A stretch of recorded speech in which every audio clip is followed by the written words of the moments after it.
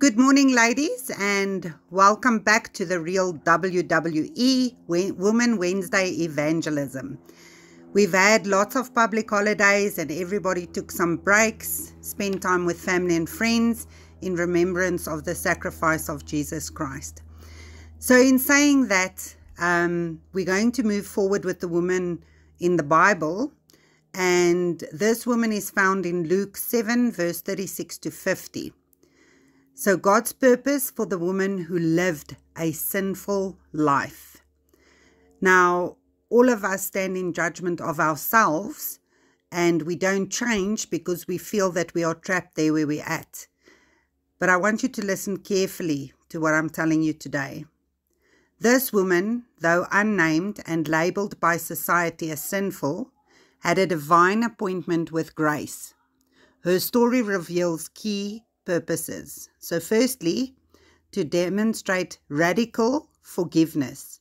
Her many sins have been forgiven as her great love has shown. That is Luke 7, verse 47. God used her life to show that no one is beyond His grace.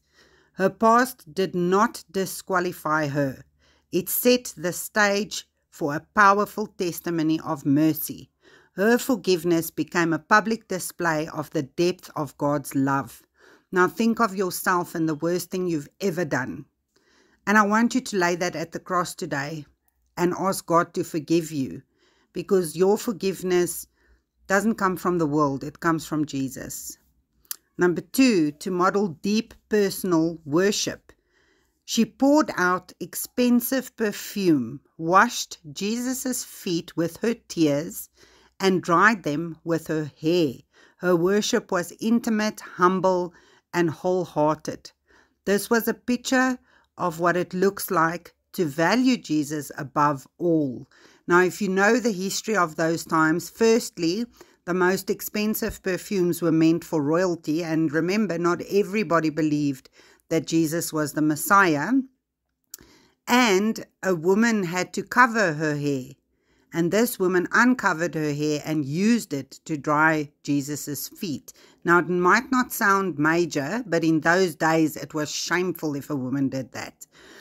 Okay, so then the third one, to challenge religious mindsets. In the presence of a Pharisee, God used her story to expose pride and spiritual blindness. Simon, the Pharisee, didn't recognize his own need for forgiveness, but this woman did. Her humility became a mirror to the proud and a model for the broken.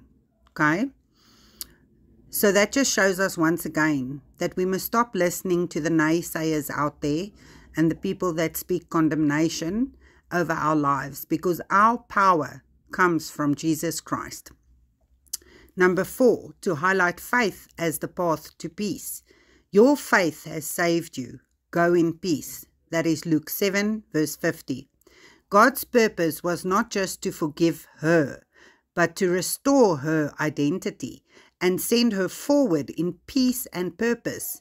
She walked away not only forgiven, but forever changed. If you've accepted Jesus Christ as your Lord and Savior, but you don't see a change in your life, like 1 Corinthians 13 from verse 1 to 7, and I think I shared it before. Are you patient? Are you kind? Or do you do things for others or for your own gain or purpose? Go read that scripture and then reflect on yourself. If that change has not taken place in your life, then you need to spend more time in the Word and more time with the Lord, and let Him reveal to you what His plan and His purpose is for your life. So practical applications for women today. So here's how we can live this out in our daily lives, and that's from young to old. Firstly, come to Jesus just as you are. Don't say, I can't go to Jesus because I did X, Y, and Z. He's never going to forgive me. You cannot say that. You are perfectly and wonderfully made, and the struggles that you are going through is to strengthen you for what is to come. No past is too messy for God. Come with your brokenness, your tears, your gratitude. He meets you with compassion, not condemnation.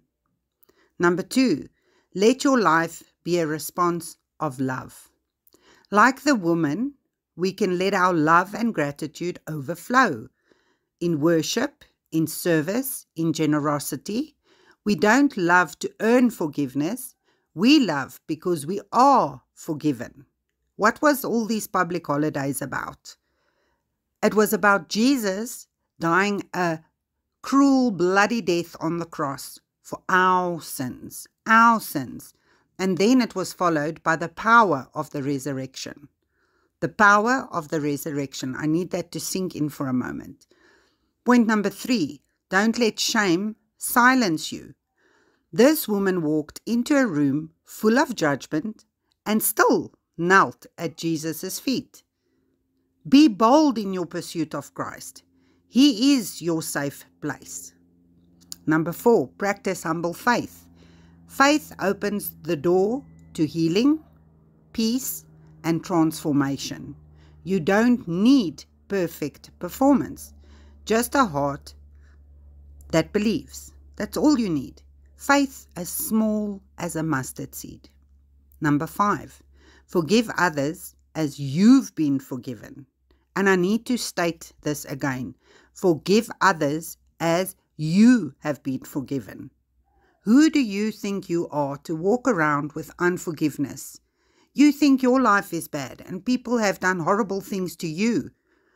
But think about Jesus. What did he not go through for you? What did he not sacrifice and lay on the line for you? He could have turned back and said to his Father, no way, I'm not doing this. But he didn't. He pursued. And when he died on the cross, he said, it is done. It is done. So get on with it, people. Work on your forgiveness. Nothing is that bad that it cannot be forgiven. And it sounds crazy when I say it. But, don't close the doors of heaven for yourself just because you cannot forgive. God's purpose for this woman is his purpose for us too. To know we are loved, forgiven, and called into a life of peace and worship. You are never too far gone, too broken, or too late to be used by God. I hope you enjoyed today's message and that you will go out and practice forgiveness, your faith, and not judge yourself so harshly. We are all human beings, and gossiping and all those kinds of things are not from God. Judgment is not from God. We have struggles, yes, but that is to strengthen us. And there's a lesson to learn in everything in life. So ladies, without further ado, if you're not fellowshipping anywhere, you are welcome to join us at Free Chapel on a Sunday. Our service is at 9:30. We only have one service for the day. And on Tuesdays, if you find yourself at home alone, or you're in between jobs, or you're on pension, whatever it is, you are welcome to join our Sisterhood Bible Book Club. We have that at Free Chapel every Tuesday morning at 9:30 a.m. Ladies, have a blessed week, and may God just keep embracing you and keep loving you and keep showing you how special you are. Remember, you are perfectly and wonderfully made. Chat again next week. God bless.